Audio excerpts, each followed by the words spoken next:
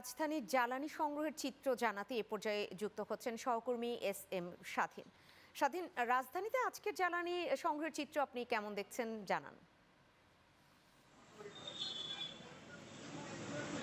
ধন্যবাদ জানাচ্ছি আপনাকে। চলমান বিশ্বের যে যে বিশ্বযুদ্ধের বিশ্বের যে সংঘাত রয়েছে, সেই সংঘাতকে কেন্দ্র করে যে তেলের বাজার যে অস্থিরতা রয়েছে, সেই অস্থিরতার প্রভাব কিন্তু বাংলাদেশে রয়েছে। সেই প্রভাবের ফলে আমরা দেখেছি যে বাংলাদেশের যে তেলের পেট্রোল পাম্প রয়েছে, সেই পেট্রোল পাম্পগুলো দীর্ঘ সারি হচ্ছে ক্রমান্বয়ে, এবং তেলের যে দুর্ভোগ রয়েছে সেই চিত্রটি এবং সেই সেই চিত্রটি আমি এই মুহূর্তে আপনাদেরকে একটু দেখানোর চেষ্টা করবো, যে রাজধানীর যে পরিবাগ একটি পাম্প রয়েছে, সেই পাম্প থেকে যে তেলের বাজারের যে সংখ্যার ফলে যে তেলের বাজারে যে মোটর সাইকেল সহ যে বিভিন্ন ব্যক্তি মালিকানা যে গাড়ি রয়েছে, তারা কিন্তু দীর্ঘক্ষণ অপেক্ষা করছে তেলের জন্য, এবং তারা তেল সংগ্রহের অপেক্ষায় রয়েছে। আমরা জানি যে মধ্যপ্রাচ্যের ইতিমধ্যে যে চলমান যুদ্ধ পরিস্থিতি, সেটি যদিও 15 দিনের জন্য বিরতি দিলেও আমাদের দেশের কিন্তু যে তেলের বাজার রয়েছে, সেইখানে কিন্তু সেই কারণে কিন্তু আমাদের যে তেলের যে একটি চাহিদা এবং যে দুর্ভোগ, সেটি কিন্তু এখনো বন্ধ হয়নি।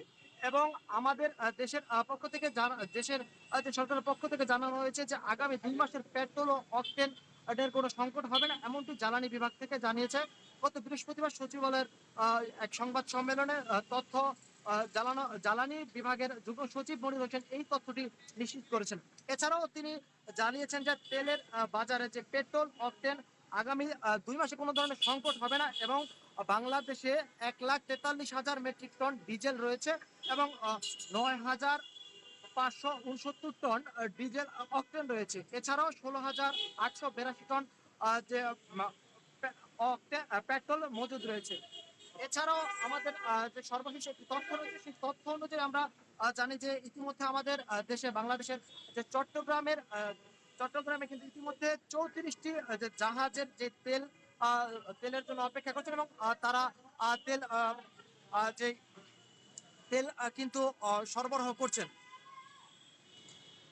এই ছিল আমার কাছে যে সর্বশেষ তথ্য।